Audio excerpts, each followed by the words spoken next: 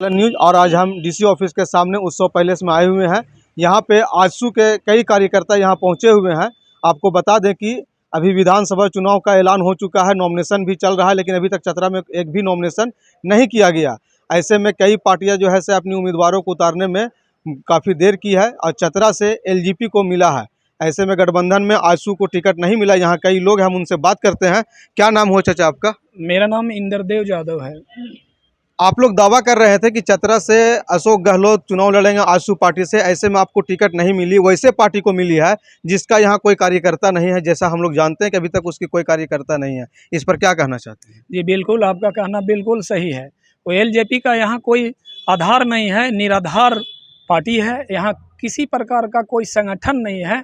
उस आदमी को टिकट देना भी चतरा के साथ दुर्भाग्य है। अगर जो वो किन्हीं को टिकट दे के भेजती है तो क्या आप लोग उनको सपोर्ट कर रहे हैं? जी नहीं करेंगे।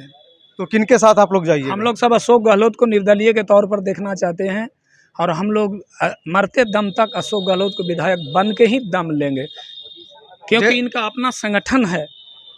जैसा कि सूत्रों से पता चला है कि एलजेपी से जनार्दन पासवान पूर्व विधायक रहे हैं, यहाँ पे वो लड़ रहे हैं एलजेपी से, और सत्यानंद भोक्ता की पुतोह जो है वो आरजेडी से चुनाव लड़ रहे हैं। ऐसे में क्या अशोक गहलोत को निर्दलीय लोग समर्थन करेंगे? जी बिल्कुल सही है। इनके पास इतना अपना संगठन मजबूत है कि दोनों को मात दिया जा सकता है।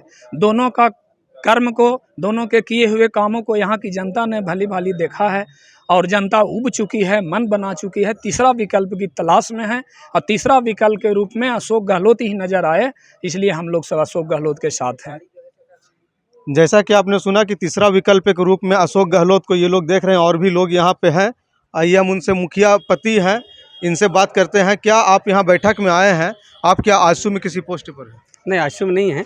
आने का खास उद्देश्य क्या रहा है? आने का खास उद्देश्य रहा अशोक गहलोत जी का हम लोग विधायक बनाने का प्रयास कर रहे हैं, तो यहाँ पे इसलिए हम लोग दमखम से आए हैं। और अशोक गहलोत जी इस बार चतरा का भविष्य होंगे और जनता का भविष्य होंगे। दो दिग्गजों के साथ इनको लड़ना होगा, कैसा देखते हैं? वो दो दिग्गज आप लोगों की नज़र में लग सकता है, लेकिन दो दिग्गज यहाँ जनता की नज़र में नहीं है। वो दिग्गज कुछ नहीं है। वर्तमान में तो मंत्री रहे, उनके पुतों यहाँ चुनाव लड़ रही है, तो दिग्गज उनको कैसे नहीं मानेंगे? बस धोखे से एक बार जनता ने भरोसा किया, दिग्गज नहीं समझा, उसका कार्यकाल दिग्गज जैसा नहीं रहा। क्या नाम हुआ आपका? रामसेवक यादव उर्फ राम बाबू। और भी कई लोग, हम उनसे बात करते हैं। आप पर आजसू में किस पोस्ट पर? केंद्र में है। क्या नाम हुआ आपका? राजेश कुमार। बैठक कर रहे हैं आजसू का, क्या यहाँ गठबंधन टूटेगा?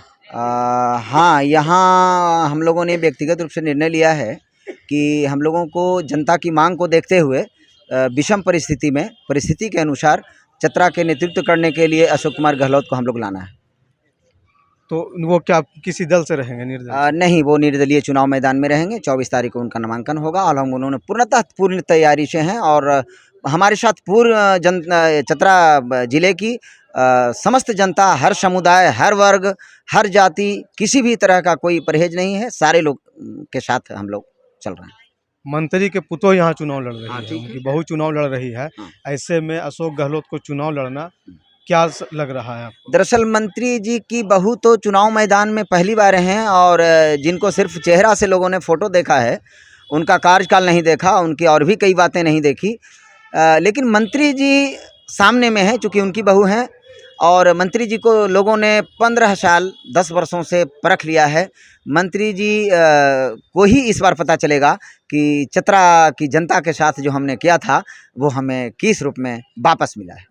दूसरी ओर जनार्दन पासवान पूर्व विधायक रहे आरजेडी से भी, उन्हें भी चतरा की जनता ने देखा है और चतरा की जनता की आवाज़ अगर आप तक नहीं पहुंची हो तो मैं रिक्वेस्ट करूंगा कि आप लोग तो स्वतंत्र मीडिया हैं, आप लोग कई क्षेत्र में भ्रमण कर करके जनता की आवाज़ को आप लोग संकलन करके आवाम तक पहुंचाने का प्रयास करेंगे, तो आपको जानकारी मिल जाएगी कि चतरा की जनता इस बार ठोस निर्णय ली है कि इस बार किसी भी कीमत में ये दोनों को छोड़कर तीसरा विकल्प की तलाश में थी और वो मिल गया है। और इस बार किसी भी परिस्थिति में अशोक कुमार गहलोत चतरा विधानसभा क्षेत्र से विधायक बनेंगे, ये मैं आश्वस्त करता हूँ। चुनाव जीतने के बाद किसके साथ जा सकते हैं? हम लोगों ने अभी उस संबंध में निर्णय नहीं लिया है और पहले तो अशोक कुमार गहलोत के जिला विधानसभा का, चतरा विधानसभा का प्रतिनिधित्व हम लोग सौंपेंगे। उसके बाद हम लोगों के बीच के चीज़ हैं, हम लोगों को देश हित में जो अच्छा लगेगा हम लोग करेंगे। जैसा कि आपने सुना, यहाँ दो दिग्गजों के साथ अशोक गहलोत को उतारा जा रहा है निर्दलीय के तौर पर, और लोगों का कहना है कि तीसरा विकल्प ही बनेंगे अशोक गहलोत, क्योंकि दोनों को देखा गया है। जैसा कि जनार्दन पासवान पूर्व में आरजेडी से विधायक रहे हैं, वर्तमान में मंत्री जी आरजेडी से विधायक सा झारखंड सरकार में मंत्री हैं, और उनकी बहू जो है से यहाँ चुनाव मैदान में उतर रही है, और उन्होंने ऐलान भी किया है कि 23 तारीख को नॉमिनेशन करेंगे। ऐसे में देखना यह होगा कि अशोक गहलोत की राह कितनी आसान होगी। चुनाव का हर पल आपको खबर देता रहूँगा। चतरा से साफाद अली।